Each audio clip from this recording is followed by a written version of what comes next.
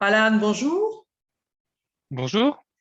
Alors, nous voilà ensemble pour parler un petit peu de l'Observatoire de l'imaginaire. Alors, je suis tombée sur l'Observatoire de l'imaginaire tout à fait par hasard et je trouve cette initiative très passionnante et très intéressante. J'aimerais bien en savoir un peu plus. Donc, j'ai envoyé Alors, un petit message et c'est vous, Alan, qui m'avez répondu. Alors, qui êtes-vous? je suis le responsable du site Fantastinet, hein, qui existe depuis un peu plus de 20 ans maintenant, et j'ai rejoint l'Observatoire de l'imaginaire en 2018. L'Observatoire de l'imaginaire, qui est un ensemble de bénévoles, hein, qui a été lancé notamment par Jérôme Vincent. Il y a La Volte aussi, hein, qui sont parmi les personnes fondatrices. La Volte, je connais, Donc, oui. on a, pardon, La Volte, je connais, oui. C'est une maison d'édition extraordinaire. voilà, extraordinaire, avec un certain nombre de bénévoles, donc qui sont, on a aussi BDFI, on a Nosphère, qui collectent pas mal d'informations, notamment en termes de production. On a des bibliothécaires, on a des festivaliers, etc. Donc on a une équipe relativement resserrée, on est une dizaine, et sur lequel on va travailler à présenter les chiffres liés à l'imaginaire, donc les chiffres de production, les chiffres de la presse, les chiffres de la parité, et cette année, de nouveautés, effectivement, une étude de lectorat que nous avons lancée il y a un peu, ça va faire une semaine maintenant, et une étude aussi vis-à-vis des blogueurs, toujours de la même façon pour comprendre les chiffres, comprendre comment ça se passe. D'accord. OK. Alors, pour qu'on soit bien d'accord, qu'on soit sûr de parler de la même chose, est-ce qu'on peut très très vite définir ce que vous mettez dans cette bulle de l'imaginaire? Qu'est-ce que c'est l'imaginaire? Alors, dans l'imaginaire, alors c'est un terme sur lequel on a beaucoup discuté, savoir quel terme on utilisait justement. On va parler de tout ce qui est littérature, science-fiction, fantastique, fantasy, horreur, tout ce qui a une connotation un peu à côté de, du commun. Voilà, c'est très difficile à définir puisque nous-mêmes, nous avons du mal à le définir entre nous, trouver le bon terme de façon à pas entraîner de clivage encore plus, etc. D'accord. Donc, la Voilà, donc littérature c'est très blanche, ça vaste, rentre hein. pas dedans. Mais les contes, est-ce que Si, ça mais rentre alors dedans? ça dépend ce qu'on appelle la littérature blanche. Il n'y a pas d'opposition, puisque dans la littérature blanche, si on regarde bien, alors déjà si on regarde par rapport au classique, on va voir Edgar Poe, on va voir Chrétien de Troyes, etc., qui se réfèrent quand même à. Donc voilà, donc les classiques rentrent dedans, l'anomalie Hmm. rentre dedans. Ouais. On a beaucoup d'auteurs qui sortent en littérature blanche et qui finalement ont une connotation fantastique, imaginaire, science-fiction, dystopique, etc. Donc on n'est pas fermé, justement. D'accord. D'accord. Donc, on ne sait pas exactement où on est, mais ça nous va bien parce que on est dans l'imaginaire, donc ça On, va. voilà, on parle. Alors l'imaginaire, c'est un terme. En fait, on voulait mettre toute. Enfin, c'est un terme qui est commun quand même, mais Oui. justement, on veut pas opposer des genres entre eux. Il y a du policier où il y a de l'imaginaire. Encore une fois, la littérature blanche. Il y a de l'imaginaire. Nous, on était très contents de certains prix qui ont été donnés cette année, hein, parce que cette dystopie, etc. Houellebecq, Mhm. je ne sais plus le titre du roman parce que j'ai pas une grosse mémoire, mais quand il parle d'élection et de communautarisme, etc., je ne sais plus le nom du roman, mais pareil, il y a cette notion dystopique, anticipation, etc., qui rentrerait aussi dans ce cadre-là. D'accord. Ce qui nous rend la tâche très compliquée, justement en termes d'analyse, parce que il y a des éditeurs qui sont clairement identifiés comme étant d'imaginaire, Jeune, ActuSF, La Volte a aussi un catalogue imaginaire. Et une fois qu'on sort des éditeurs qui prennent des genres, c'est très compliqué de taguer, de connaître tous les titres qui rentrent dans ces catégories. D'accord. Du coup, ça doit être très compliqué pour produire des chiffres parce que même si on prend justement le sondage sur lequel je suis tombée, moi, et auquel j'ai répondu en tant que lectrice, pas encore en tant que blogueuse, mais en tant que lectrice, euh, eh bien justement, vous êtes obligé de faire confiance à à vos contributeurs qui doivent avoir la même classification que vous à peu près. Oui ou pas, et c'est aussi ce qui est intéressant à voir. Et effectivement, on a eu déjà un retour de personnes qui nous disaient, mais en fait, vous mettez quoi derrière littérature blanche? Et nous, ça nous a semblé tellement, je vais pas dire évident, mais on oppose tellement dans les médias traditionnels la littérature blanche et la littérature d'imaginaire que on l'a fait en fait par on y a pensé par contre-pied presque de la littérature imaginaire, ce qui est totalement faux. Et puis, on a plein de preuves, mais Oui, oui. c'est aussi, bon, si on doit reproduire ce sondage l'année prochaine ou dans 2 ans ou dans 3 ans, il faudra bien qu'on fasse attention à utiliser la terminologie. Et c'est intéressant aussi de voir comment les gens imaginent cet imaginaire. C'est-à-dire que de voir ce qu'eux, ils mettent dedans, etc. Moi, je suis dans un monde, je travaille dans l'informatique et en fait, les gens, ils voient tout de suite ce que c'est de la science-fiction d'un point de vue film, etc. Et ils en regardent beaucoup, mais surtout pas en livre. C'est aussi ça qu'on essaie de Ah percevoir. bon? C'est drôle ça. Oui, oui, Ah on oui. lit des vraies choses. Les films, c'est pour Ah détendre, les livres d'accord. moins. Les livres, D'accord. c'est sérieux. Ah oui, c'est comme moi, quoi. L'ordinateur, c'est pour travailler. Et après, pour me détendre, je prends un livre. Exactement, C'est c'est ça. D'accord, c'est le Donc, contraire. c'est vrai qu'on a conscience aussi des limites qu'ont les études qu'on fait, dans la mesure où on est dépendant des personnes qui répondent et Bien sûr. de leur perception de ce que nous, on a voulu poser question, la façon dont ils le reçoivent. Et on se revendique pas des spécialistes non plus, on n'est pas je vais chercher encore mes mots, on n'est pas spécialiste des sondages, on n'est pas c'est pas notre métier. Vous Donc, n'êtes pas des prévisionnistes. nécessairement, on n'est pas des prévisionnistes, on n'est pas non plus, je crois qu'il y a un terme Il doit y pour avoir ceux un qui font les terme. sondages et qui analysent les données, des analystes. Des Donc, analystes. voilà, on le fait avec les moyens et toutes les bonnes volontés qui sont présentes et on en a beaucoup. D'accord. Voilà. Et donc, concrètement, vous en faites quoi ensuite de ces chiffres? À quoi ça sert? Comment ça peut Alors, être ces utile à chiffres quelqu'un? servent, alors, ça peut être utile déjà à tous les professionnels du livre, bibliothécaires, éditeurs, et même éventuellement les auteurs, pour aussi comprendre le marché, comprendre comment les gens s'intéressent aux littératures d'imaginaire. On a une session tous les ans de restitution des chiffres. Alors, l'étude de lectorat, c'est une vraie première. Mhm. Donc, on va voir ce que ça donne en termes de résultats, mais on est plutôt content de la tendance. Les autres années, on partage les chiffres de la production et on essaie de comparer les chiffres de la production versus l'écho qu'il y a dans les presses, Mhm. les presses dites officielles. Donc, on travaillait notamment l'Express, Le Point, Le Monde. On a des personnes, on a une équipe qui regarde la presse et qui comptabilise le nombre d'articles de littérature, enfin d'articles sur les littératures d'imaginaire versus les titres qui ne sont pas marqués d'imaginaire, pour Mhm. comparer si le taux d'articles dans la presse est comparable à la production. Et je vais faire un scoop, hein. Non, pas du tout. La parité, est-ce que la parité des articles, la parité des productions de livres d'imaginaire se reproduit dans la parité en termes d'articles, mais on ne prend pas position. Alors, on nous a dit, vous êtes un observatoire et vous agissez pas. Oui, on est un observatoire. C'est pas à nous de dire ce que veulent dire ces chiffres. Ni même de préconiser quoi que ce soit, ni même de tenter d'analyser quoi que ce soit. Ce qu'on analyse, est-ce que on a 30% de production? Je crois que les chiffres l'année dernière, c'était 35% des livres étaient des livres d'autrices. De mémoire, on a les chiffres, ils sont partagés en public. Est-ce que ça veut dire qu'il y a 35% de femmes qui écrivent de l'imaginaire, ou est-ce que ça veut dire qu'il n'y a que 35% des livres qui sont publiés, enfin qu'il y a la parité à l'arrivée des manuscrits, qu'il y a 35% après? On ne sait pas. C'est difficile, on n'a pas les éléments pour le faire. Il faudrait qu'on épluche chaque manuscrit que chaque éditeur reçoit, d'étudier aussi les comités de lecture, les comités de validation. On n'a pas tout ça.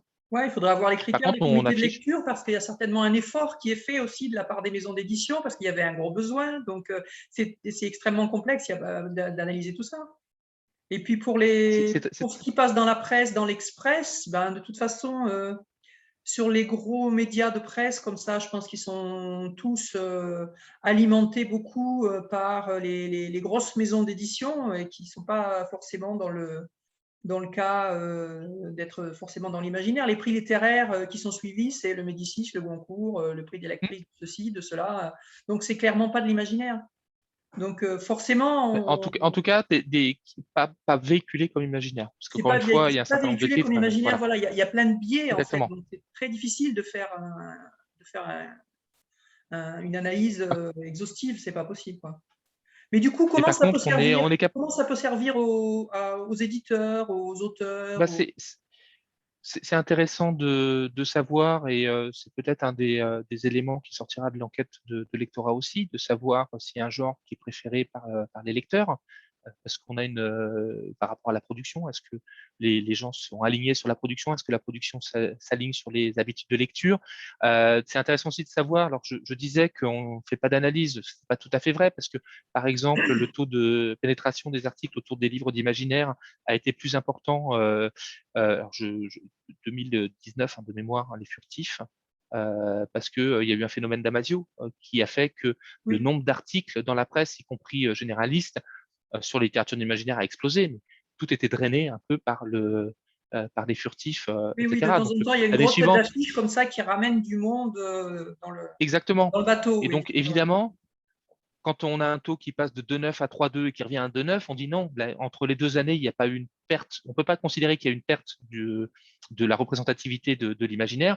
L'année dernière, on a eu un phénomène ponctuel, une anomalie statistique qui fait que il y a eu plus d'articles. De mémoire, Mathias nous disait qu'il avait eu 70 ou 75 articles uniquement sur les furtifs, je crois, quelque chose comme ça.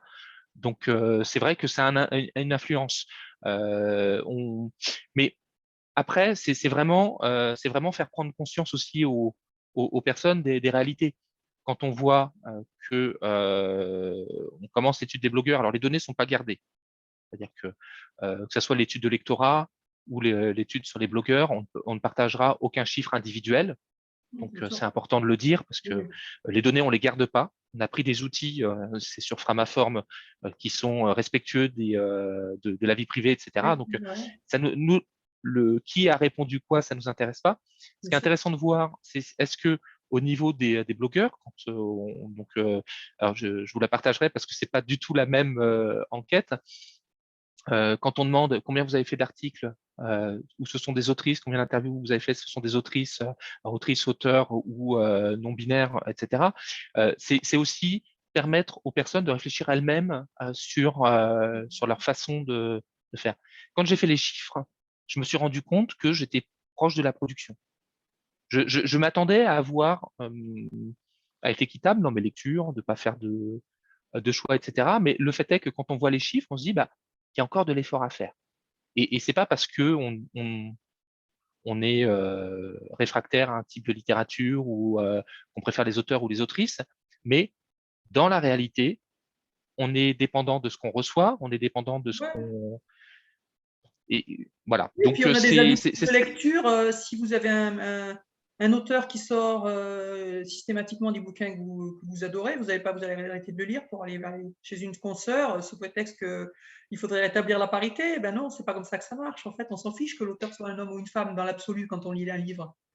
oui, oui, mais c'est important de voir aussi que dans les chiffres, quels sont les résultats. Et voilà, donc c'est pour ça que tous les ans, on partage ces chiffres-là, ce qui permet d'avoir, alors si nous, on veut pas prendre position parce que déjà, ça serait pas, on a des éditeurs, on a des bibliothécaires, etc. Donc, il faut qu'on reste neutre, hein, Bien sûr. c'est objectif, mais ça doit permettre de questionner chacun des professionnels du métier sur les chiffres. Voilà. Et que chacun en tire ses conclusions et ses plans d'action aussi pour D'accord. améliorer, remédier à la situation. C'est un travail qui a été fait il y a quelque temps par la BD, par le polar. Oui, vous vous Voilà, ces travaux-là inspirez, ont déjà été faits. vous n'êtes pas tombé du ciel, vous vous inspirez d'autres initiatives qui ont eu lieu avant, qui faisaient à peu près Je le pense qu'il n'y a même, pas eu ce genre c'est d'initiative.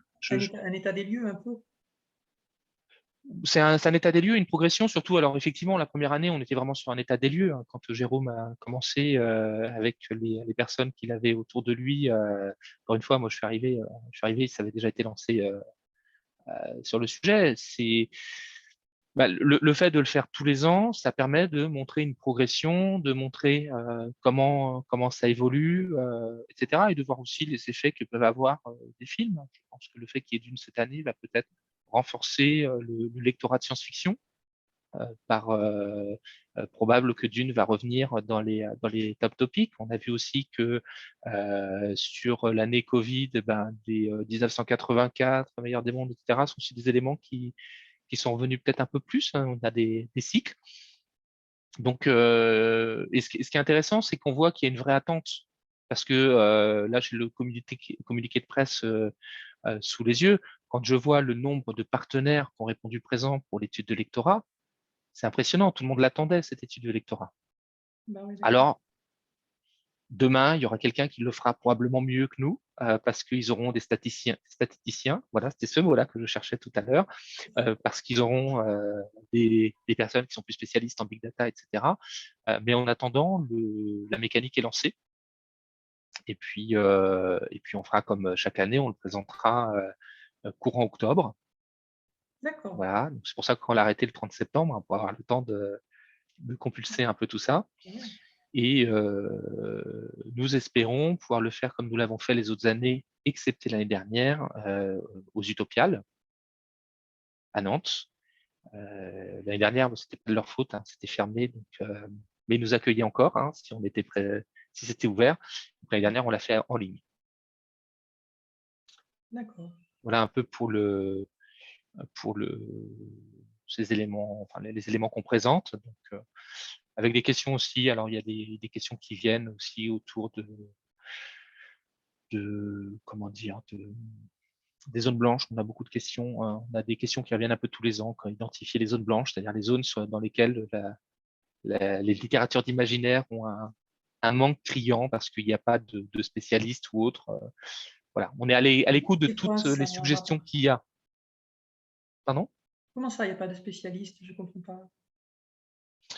On a eu des remontées de quelques personnes qui s'intéressaient, qui auraient bien aimé qu'on s'intéresse à tout ce qui est zone sur lequel il n'y a pas de libraire spécialisé, il n'y a pas Ah, de d'accord. libraire amateur d'imaginaire et autres, et qui fait que, de fait, il y a un lectorat moins marqué.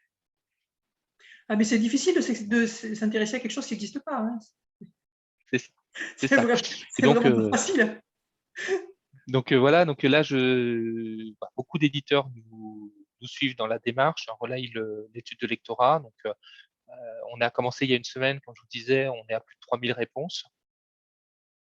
D'accord. Voilà, Pas à mal. date, hein, C'est pas mal. ce qui est énorme parce Et qu'on ça est aussi, ça court jusqu'au mois je d'octobre, jusqu'au mois de septembre? fin septembre, oui. Jusqu'à fin septembre, d'accord. Donc, on a les Oui, lecteurs, ils ont jusqu'à fin septembre pour aller pour répondre. pour répondre à votre questionnaire et vous envoyer la réponse en ligne. D'accord. Oui, donc Exactement. Et on ça partagera. promet, parce que 3000 réponses sur une semaine, ça promet carrément beaucoup de matière, ça. Oui, oui, oui, oui, en sachant que là, la plupart des relais sont Internet et Oui. qu'on a déjà prévu de s'appuyer aussi sur le réseau de librairies parce que les gens, ils achètent en librairie, donc c'est important aussi. Donc, il faut qu'on voit comment on le diffuse, hein, mais on a un QR code pour accéder directement au questionnaire en ligne.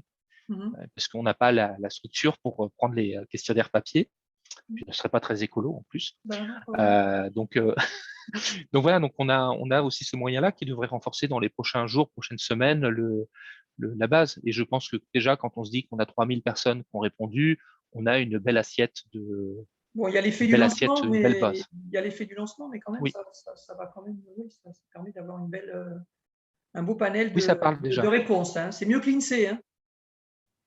Oui, nous, on s'attendait pas à ce que ça démarre aussi fort. On n'a pas encore fait une seule relance et puis nos différents partenaires sont étalés, hein, en termes de communication aussi, hein, donc c'est vrai aussi qu'on va avoir voilà, là je crois que depuis 3-4 jours, on est à 200-300 réponses par jour. D'accord, bon, c'est très bien ça. Donc si on tient à ce rythme-là jusqu'à la fin, on va atteindre facilement les 5000, 6000 participations. Ok. Mais qu'est-ce qu'on trouve par ça sur votre site internet? Vous avez un site internet? De l'Observatoire, Oui, alors on n'a pas de site de l'Observatoire, on a une page fan. Et oui. actuellement, on est concentré essentiellement sur ces travaux-là. C'est-à-dire que l'équipe, donc on a plusieurs commissions. On a la commission parité, la commission festival, la commission production, la commission presse. J'espère que j'oublie personne, ou mes petits camarades vont me rentrer dedans après, mais c'est pas grave. Et donc on va avoir du coup une commission, mais je pense qu'on va tous s'y mettre pour dépouiller les résultats. Et donc on partage essentiellement, on partage ça une fois par an. On n'a pas d'autres actions actuellement identifiées sur l'Observatoire. D'accord. OK. Et donc vous faites le tour à peu près? Parce qu'une fois que vous avez les retours des lecteurs, des libraires, des médiathèques et des maisons d'édition, qui est-ce qui reste? C'est pas les distributeurs qui vont vous Il reste solliciter? Oui, non, il y a une autre dimension aussi hein, qu'on n'a pas encore. Alors, il y a des sujets sur lesquels on continue à essayer de creuser, que sont les livres audio, les livres numériques. Ah oui, c'est passionnant ça, Voilà, oui. Oui, bien avoir sûr. un peu plus d'infos sur les habitudes de lecture en numérique et audio. C'est des Mmh. éléments sur lesquels on a encore finalement très peu de données. Il y a aussi l'aspect universitaire, les Ouais. mémoires, Dans etc., autour dans des bureau de recherche, ouais, des tests, tout ça. voilà, autour de l'imaginaire sur lequel on n'a pas encore. Il y a encore pas mal de champs à explorer, je pense. Mais on y va petit à petit. Et c'est vrai que l'année dernière, on a eu quand même pas mal de renforts. On a pas mal de personnes qui se sont portées volontaires pour nous accompagner, nous aider à développer des éléments parce que l'analyse de ces chiffres, la préparation, la mise en forme, c'est quand même pas anodin non plus. Voilà, D'accord. on est tous bénévoles hein, sur le sujet. Hein, il n'y a pas Oui. de, Vous n'avez pas de budget, voilà, vous donc, n'avez pas rien du tout pour pas de budget, le rien du tout. travail? Vous êtes, tel que vous êtes Non, on est, nomade? non, non, non, non, pas de budget. Alors, il faudrait que je demande à Jérôme, hein, Vous le n'avez pas big boss d'aide hein, de tout des pouvoirs ça. publics? Vous n'avez pas d'aide du ministère de Non, la mais on n'a pas culture? demandé. Vous n'avez pas demandé, On ouais. n'a pas demandé non plus. Non? Voilà, donc On peut faire comme ça, on doit rien à personne. on est un peu le nez dans le guidon. En fait, on a les initiatives, on fait les études, on voit ce que ça donne, on voit comment c'est perçu. Hein, les gens, s'ils sont, alors on a des retours plutôt positifs hein, sur les éléments, des gens qui s'intéressent. Alors effectivement, je pense il peut y avoir des biais par rapport à la façon dont on récupère les informations, puisque voilà, là, on a une étude de lectorat, on n'est pas l'INSEE, donc on ne va pas s'assurer qu'on a bien la représentativité qu'il faut, etc. Mais voilà, est-ce que c'est grave? Ben, nous, on considère que non par rapport à ce qu'on veut montrer. Alors, qu'est-ce que vous voulez montrer? On veut montrer la dynamique de littérature d'imaginaire. On veut montrer que ça tourne, qu'on a des personnes qui sont intéressées, que probablement l'imaginaire est plus répandu que ce qu'on veut, que ce qu'on veut montrer, qu'il y a une sous-représentation du genre dans la presse. Parce que Ouais. ça, c'est une réalité hein, quand on compare les ventes et le nombre de lecteurs d'imaginaire versus les deux. Quand je disais Mais c'est 2,9% pas grave alors si c'est pas grave alors si c'est pas dans la presse du moment que les lecteurs, sont là. pas vraiment parce que on reste. Alors, je sais qu'il y en a qui n'aimeraient pas que je dise ça, mais je vais le dire quand même. On reste dans une littérature qui est vue comme un peu loisir, marginal, Oui, comme entre la spécialistes, BD, comme le polar, comme la comme ouais. BD, comme le Là, polar, oui, bien etc. sûr, mais on Mais sait le, bien le travailler. polar n'est plus vu comme un mauvais genre. Le polar, Et c'est il y a des très bons qui se sont essayés au polar et qui ont produit des œuvres magistrales, donc on peut pas voir ça comme oui, ce que un je veux genre, dire, c'est c'est pas que possible. quand on dit, il y a un temps, le polar, on disait, c'est une littérature aussi, entre guillemets, secondaire. Quand on parle avec le commun des gens, il y avait que la littérature blanche et à côté, il n'y avait pas d'autre littérature. Le polar a réussi, je pense, à réussir à sortir un peu de ce carcan de littérature adressée à une population limitée, etc. Et l'imaginaire, on reste toujours sur l'image Star Wars pour la science-fiction, sur l'image Tolkien pour la fantasy. Bah, Et ça fait de la recette quand même tout ça, ce que vous citez là, c'est pas oui, mais il y a plein d'autres ça choses. rallie les Il foules y a quand plein d'autres même, choses. hein? Ouais, ouais, mais quand même. Oui, oui, mais c'est pas. Il y a plein d'autres œuvres qui existent, etc. Et de le cantonner en fait sur des blockbusters. Ouais, Mais c'est la même chose au cinéma. Enfin, je veux dire. c'est Donc, ça. et c'est toujours difficile. Alors, moi, j'ai toujours du mal. Après, c'est un avis personnel, ça n'engage que moi. J'ai toujours du mal à comprendre comment les gens peuvent être passionnés par le cinéma de science-fiction, de fantasy, puis vous mettez tout ce que vous voulez derrière. Et quand on leur dit, mais pourquoi vous ne les lisez pas? Ben non, parce que je lis des vrais livres. Et je trouve ça tellement décalé que voilà. Ouais, mais on peut pas trop faire c'est aux gens de s'apercevoir eux-mêmes, qu'il y a comme une légère absurdité dans ce qu'ils disent. C'est des choses qui viennent de l'éducation, ça on s'en aperçoit ou pas, peu importe. C'est pas très grave. L'essentiel, c'est qu'on soit heureux dans ce qu'on fait, et tout va Ouais. bien. Donc, voilà, on veut présenter un peu tout ça pour que enfin, il y a vraiment une volonté de montrer le dynamisme aussi hein, du genre. Voilà, D'accord. c'est pas anodin. Qu'est-ce que vous On a faites été des quand même pas mal. auto-édités? Vous les traitez? Ah, vaste question, les auto-édités. Parce qu'il y en a beaucoup. Vaste Il question. y en a plein avec Amazon, KDP, machin. Il y a Oui, énormément on traite d'auto-éditions. pas les Et auto-édités. il y a énormément d'auteurs de fantaisie et de littérature de l'imaginaire en auto-édition. Il y en a beaucoup. On les traite pas parce que déjà on n'a pas Parce que vous ne savez on pas n'a comment pas faire. la capacité. Ouais. On n'a pas la capacité à faire. Et puis après, ça entraîne quand même beaucoup de discussions, les auto-édités, l'édition à compte d'auteur, etc. Ça pose beaucoup de questions par rapport au. Bah, c'est difficile à suivre et en fait sur Amazon il y a tellement de bouquins Ouais, qui sortent. il y a tout et n'importe quoi en plus. Donc c'est ça, c'est difficile de. Voilà, Ouais, il faut être clair quand c'est même. Ouais. difficile et Il y a des très bonnes choses, mais il y en a voilà. aussi beaucoup de très mauvaises, donc on ne peut pas non plus. Ouais, je suis d'accord. Oui, et donc On c'est peut le très dire, hein. difficile. Donc on a fait le choix de pas le prendre dans le cadre de l'observatoire. Trop compliqué. Déjà, il y a des sujets tout bêtes. Hein. On s'appuie beaucoup sur ce que font Nosphère et BDFI, hein, qui sont un peu notre mémoire et notre bible sur le sujet. Et ils peuvent pas suivre. Il y a trop de production dessus. Autre chose. Voilà. Ouais. Déjà, les pauvres, je sais même pas comment ils font déjà pour le suivre hein, sur les éditeurs, à compte d'éditeurs. Voilà. Je pense qu'ils ont des copains dans les maisons d'édition, je pense. Ah, ça, je laisserai se prononcer sur le sujet. Ben, et BDFI et Nosphère sont partie intégrante hein, de l'équipe de l'Observatoire. D'accord. Voilà, donc ce qui nous aide beaucoup sur tout ce qui est production. Bah oui, j'imagine. Voilà. Ok. Après, il faut être intéressé par les chiffres. On présente beaucoup de chiffres. Ouais. Et après, il faut comparer les chiffres. C'est ça qui est compliqué. Et vous les comparez pas, donc finalement, vous en sortez pas si mal que ça. Vous contentez de les Si récolter. on les compare d'une année sur l'autre, Oui, d'une année sur l'autre, oui. on les comp- Ouais. oui. Et on a aussi ajouté la dimension festival, la représentativité. Là, c'est dans le cadre de l'étude autour de la parité dans les festivals. Festival de littérature, du coup. Tous les festivals de littérature, Les donc salons, les tout ça. numériques, les utopiales, les salons, etc. Ouais. D'accord. On regarde les invités. Quand on a la liste, on se cantonne sur ceux où on a un peu d'historique, parce que ce qui est intéressant, c'est pas tant d'avoir une photo à l'instant T, mais que de voir l'évolution des chiffres après année. Et c'est vrai que là, bah voilà, c'est depuis 2017, donc on va faire la 5e présentation cette année. Donc, ça nous permet de commencer à avoir déjà une vision un peu plus précise, aussi dans les nominations de prix. Nomination et nommé. Ouais. Donc, ceux qui gagnent et ceux qui gagnent pas.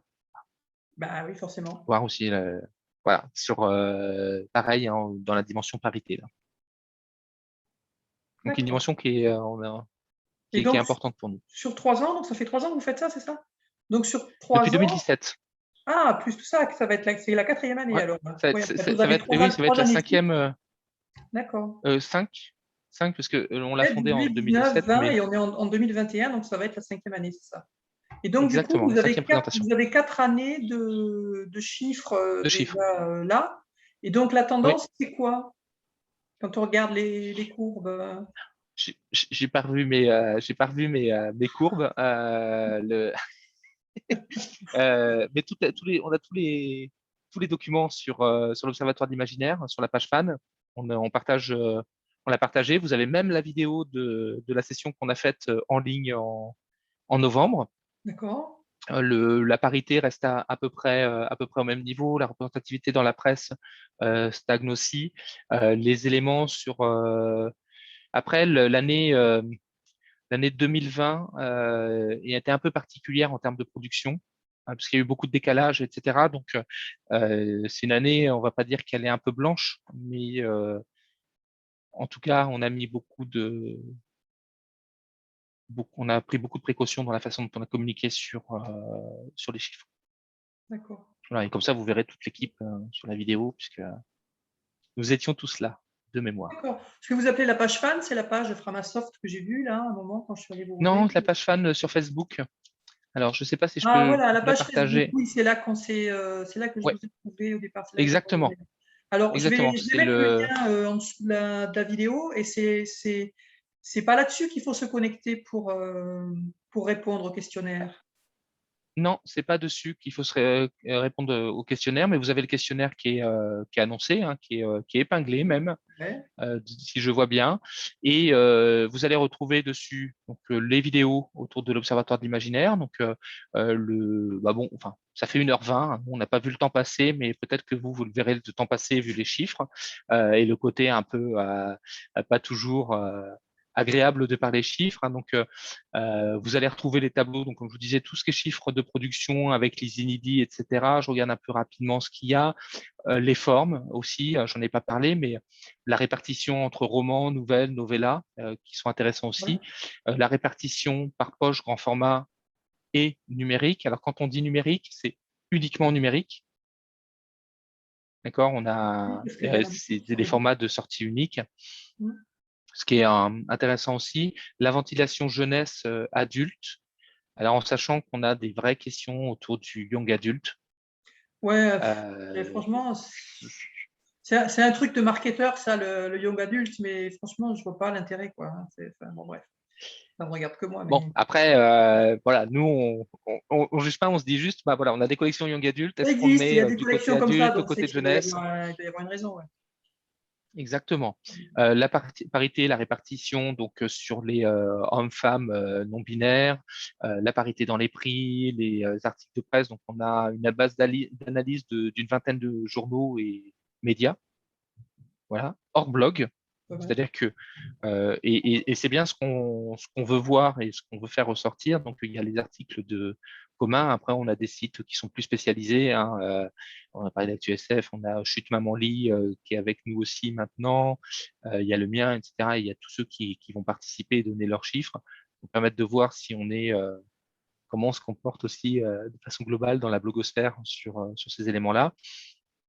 Vous voyez, on est à 4% d'imaginaire en 2021 contre 3,9 l'année d'avant. Donc, on est stable en termes de production. La répartition aussi entre éditeurs généralistes et éditeurs spécialisés est Ouais, aussi un élément intéressant et de voir aussi par rapport aux éditeurs généralistes et spécialisés, quels sont ceux qui ont le plus d'écho dans la presse. d'accord. Donc ça, c'est pour voir Mais aussi le. quand vous dites, je reviens un tout petit peu en arrière, je rembobine. Quand vous dites 4%, c'est 4% de toutes les éditions. C'est-à-dire que dans les 100%, il y a les livres de cuisine, il y a Rubrique littéraire. que rubrique Dans la littéraire. rubrique littéraire, Dans la rubrique voilà, dans les littéraire. Ah bon, rubriques d'accord. littéraires. Ok. Donc, c'est Muriel qui pourrait parler beaucoup mieux parce que c'est notre leader de la partie presse. C'est la lecture des articles littéraires et dans les articles littéraires, combien sont d'imaginaires versus combien ne sont pas d'imaginaires. D'accord. Et donc là, c'est un travail de fourmi puisque c'est pas simplement regarder la pochette, aussi aller voir quand on est en littérature blanche le contenu du livre pour savoir s'il se raccroche vraiment à l'imaginaire ou pas. C'est Et ça. donc, sur ces articles-là, Mhm. 4% sont des articles d'imaginaire, et sur cette base de 4%, après, on regarde ces 4%, quelle est la répartition entre éditeurs généralistes et éditeurs spécialisés. D'accord. En sachant qu'on pourra encore discuter sur ce qu'est un éditeur spécialisé versus un éditeur Oui, ben, on peut toujours généraliste, mais bon, affiner, mais à la fin, on applique les cas un par un et du coup, ça ne sert plus à rien. exactement. C'est. Donc voilà, on se rend compte que les échos d'imaginaire qui dans la presse sont quand même majoritairement sur des articles sur des généralistes, hein, même si on a quelques cas quand il y avait la Volt et l'évasion dont on parlait un peu plus tôt, qui changent un peu la donne. D'accord. Voilà. Donc on fait aussi le top, elle fait le top, je sais pas pourquoi, c'est l'équipe presse qui fait le top 10 des livres qui ont été vendus dans l'année, enfin, qui ont eu le plus d'articles dans l'année, donc sur lequel on voit un peu des surprises. Hein. On voit, là, je vois l'année dernière, c'était le Margaret Atwood, Une Mhm. machine comme moi, et après on en a quelques-uns, Civilisation, hein, qu'on a classé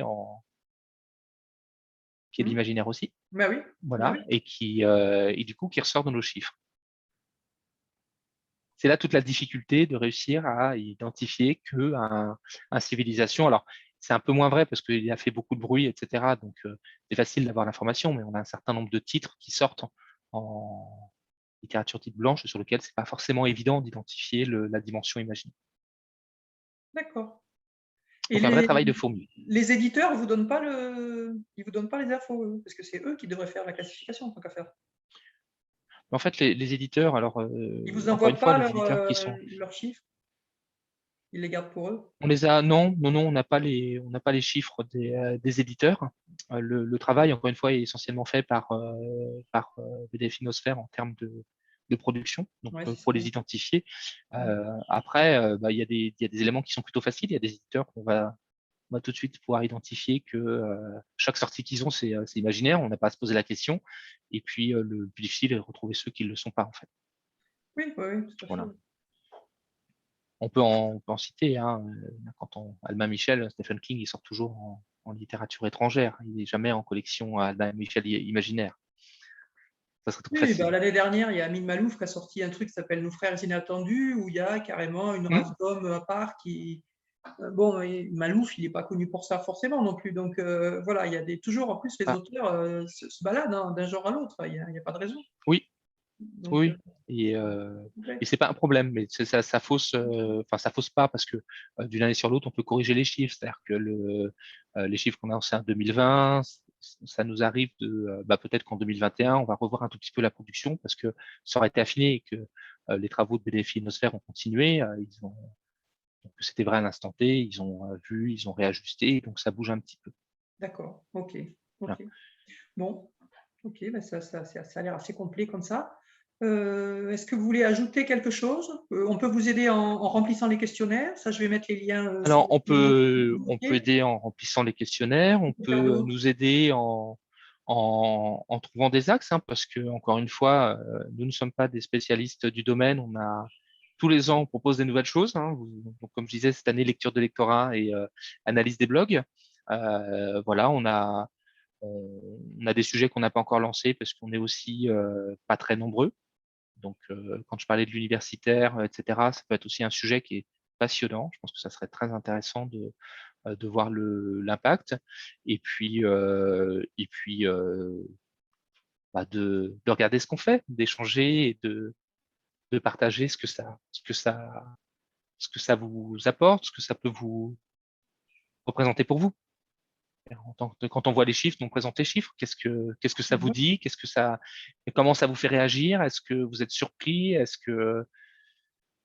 Voilà, ce sont ces éléments-là qu'on attend aussi. D'accord. Mais encore une fois, c'était très intéressant de voir on a eu une pointe à on a eu des pointes de connexion.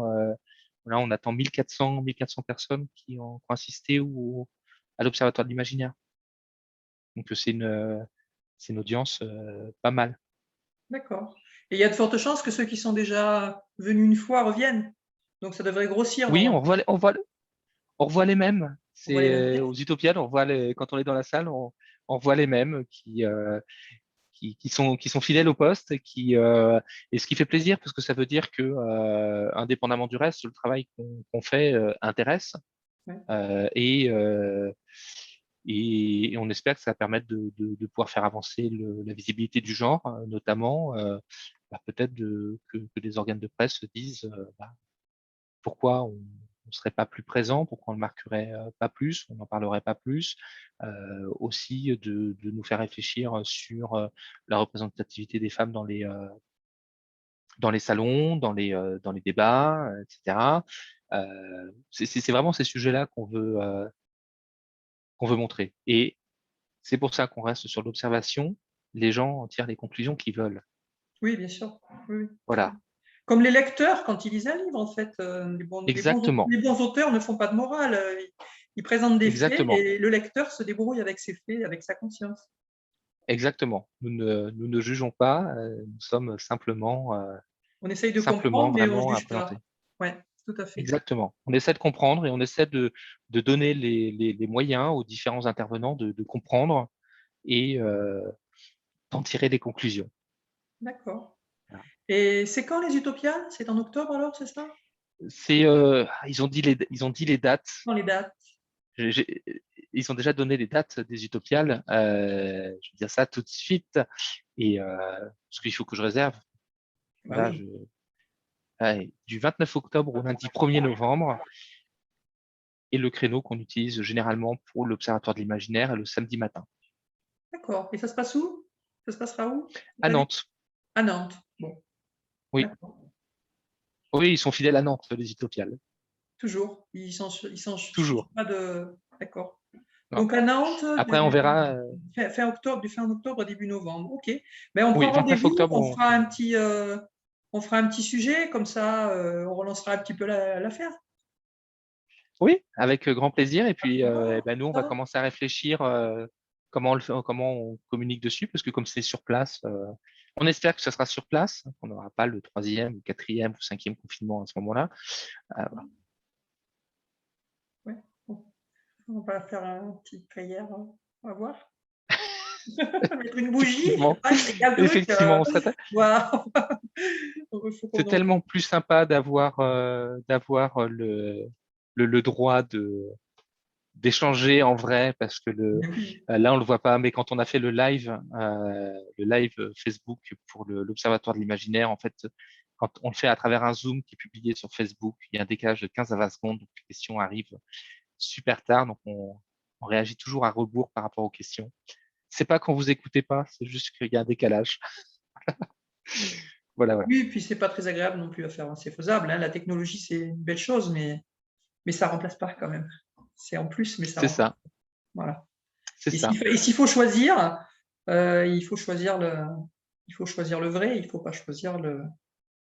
Enfin, je sais pas. Exactement, mais Mais je pense. faut qu'on trouve un moyen, faut qu'on trouve un moyen de peut-être de diffuser le physique en temps réel. Je sais pas, faut qu'on réfléchisse. On n'a pas encore géré Voilà. les aspects techniques. Faire des hologrammes dans le salon des gens avec les intervenants du salon. Pourquoi pas, mais on n'y est pas encore. On est dans l'imaginaire. Exactement. Ok, Oui, c'est ça. ok. Bon, eh Bah, bien, merci beaucoup. Alan, je crois qu'on a à peu près tout dit. On a même Yes. peut-être dit les choses même plusieurs fois, donc comme ça on peut espérer qu'elles seront entendues. Je vais poster ça sur ma chaîne YouTube et sur mon blog, donc je vais mettre les liens pour remplir les questionnaires et puis pour aller visiter votre page. Et puis, ben, j'ai bon vent à cette initiative. J'espère que ça va se développer, que l'équipe de bénévoles va se renforcer, parce que c'est toujours par là que ça pêche au bout d'un moment, parce que c'est beaucoup de boulot quand on fait ce genre de choses. Oui, mais on a eu beaucoup de nouveaux arrivants cette année. Bon, ben voilà. Ben, Voilà, bon, ça fait c'est vraiment signe plaisir. il y a vraiment un intérêt pour le sujet, quoi. C'est vraiment Exactement. Et une volonté de s'impliquer. il y a une volonté Une de ça. volonté de s'impliquer. Ouais, mais Et les donc, gens qui bah, je sont ferai dans le les service littératures de après-vente. l'imaginaire sont des gens qui sont impliqués en général, oui. Oui, c'est C'est une ça. constante, ça. Et Ça, c'est je ferai le service après-vente sur le blog et la chaîne YouTube si certains des propos ont été mal compris ou d'accord, ça mal marche, expliqués. ça Voilà, il n'y marche. aura pas de souci. N'hésite pas à m'envoyer le lien et puis je Ok, suivrai s'il y a des questions par rapport ok, ben aux thématiques je vous autres. enverrai le lien quand ça sera en ligne, pas de problème. Ok, Merci beaucoup. bah, merci beaucoup. Merci beaucoup. Bonne Au revoir, journée. bonne continuation. Au Bonne revoir. journée. Au revoir. Au revoir.